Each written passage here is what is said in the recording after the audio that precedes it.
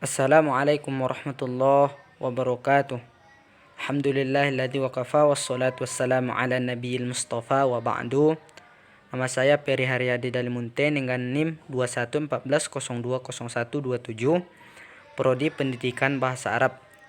Di sini kita akan membahas konsep dasar organisasi pendidikan sebagai tugas UAS, ujian akhir semester mata kuliah administrasi pendidikan.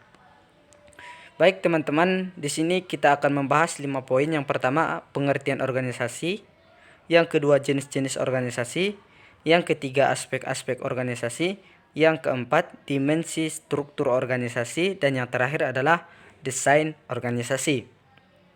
Di poin yang pertama, A. Pengertian organisasi pendidikan. Mungkin sudah sering kita dengar apa sih organisasi itu, bagaimana sih organisasi itu, kayak mana sih organisasi itu. Nah, di sini kita memperjelas apa sih organisasi pendidikan. Organisasi pendidikan adalah lembaga penyelenggaraan pendidikan yang sangat mempengaruhi kualitas penyelenggaraan pendidikan dalam proses penyelenggaraan program pendidikan. Jadi, organisasi pendidikan adalah sebuah lembaga. Artinya lembaga itu ada direkturnya, ada ketuanya, ada anggotanya. Jadi terstruktur dengan baik, teratur dengan baik.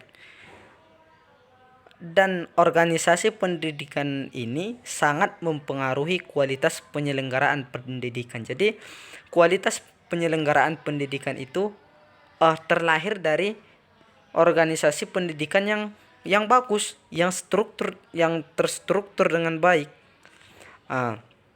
Tentunya di sini ada pihak dalam organisasi pendidikan terkait langsung dengan pelayanan pendidikan yang pasti selalu menghadapi permasalahan. Jadi organisasi pendidikan ini sudah tentu nanti ada masalah, ada kejanggalan, dan intinya itu organisasi pendidikan ini tidak luput dari masalah. Mungkin kita lebih mengantisipasi lah bagaimana masalah itu nanti bisa kita hadapi, bisa kita selesaikan dengan sebaik mungkin. Yang kedua adalah aspek-aspek organisasi pendidikan. Apa itu aspek-aspek organisasi pendidikan? Mungkin timbul dalam benak kita. Nah, aspek-aspek organisasi pendidikan adalah komponen-komponen yang harus ada dalam organisasi pendidikan. Keberadaan komponen ini menjadi pilar darinya. Jika salah satu komponen tidak berfungsi, maka organisasi pendidikan tidak berjalan sama sekali. Nah, komponen ini adalah sesuatu yang harus ada dalam pendidikan. Coba kita lihat tujuan. Jadi ketika kita ingin melaksanakan organisasi pendidikan, maka tujuan kita harus apa? Apa tujuan kita? Dan tujuan itu harus jelas. Yang kedua subjek pendidikan. Yang ketiga pendidik. Jadi dalam pendidikan itu ya pendidik harus ada. Kalau tidak ada pendidik, siapa yang akan mengajari, siapa yang akan mentransfer ilmu ke peserta didik kita. Yang keempat adalah lingkungan. Jadi ketika pendidik sudah ada, peserta didik sudah ada, otomatis fasilitas lingkungan harus ada juga.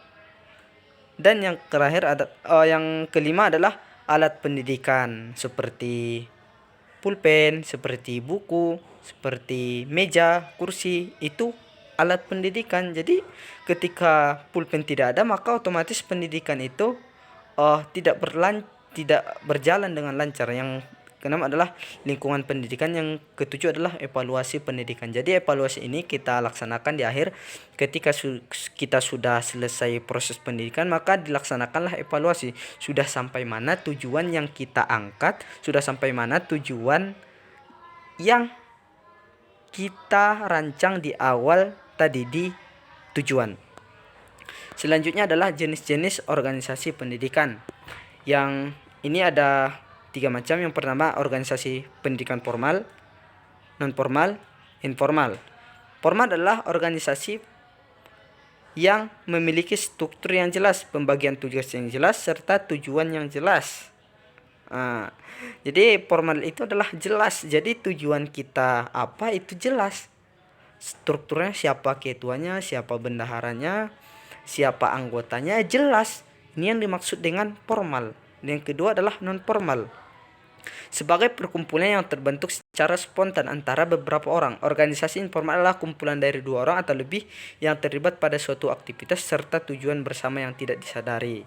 Contoh, tempat les privat. Jadi kan les privat itu juga sebenarnya adalah pendidikan non formal, karena dapat kita ketahui bahwa tujuannya itu memang ada, tapi tanpa disadari tujuannya itu. Contohnya untuk mencerdaskan anak, tujuannya itu ada, tapi itu terkadang tidak kita sadari. Yang ketiga adalah pendidikan informal. Informal adalah pendidikan dari kedua orang tua yang terlibat pada suatu aktivitas serta tujuan bersama yang tidak disadari. Contohnya pendidikan keluarga dan masyarakat.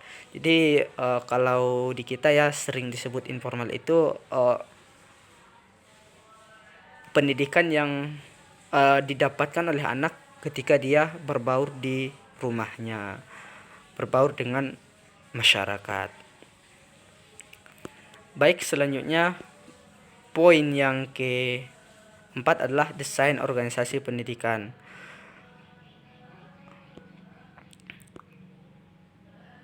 Mungkin itu yang dapat saya sampaikan. Kesimpulannya, organisasi sudah kita jelaskan tadi, itu kumpulan yang jelas, yang dimana organisasi pendidikan ini sangat berpengaruh terhadap lancarnya proses pendidikan. Yang kedua adalah, yang selanjutnya adalah desain organisasi pendidikan. Yang selanjutnya ada struktur organisasi. Jadi struktur itu memang harus jelas siapa ketuanya, siapa bendaharanya, siapa anggotanya. Yang selanjutnya adalah jenis-jenis organisasi pendidikan. Tadi sudah kita bahas, ada 3: organisasi formal, non formal, dan informal. Mungkin cukup sekian yang dapat saya sampaikan. Syukron ala ihtimamikum. Assalamualaikum warahmatullahi wabarakatuh. Mohon maaf apabila ada yang salah.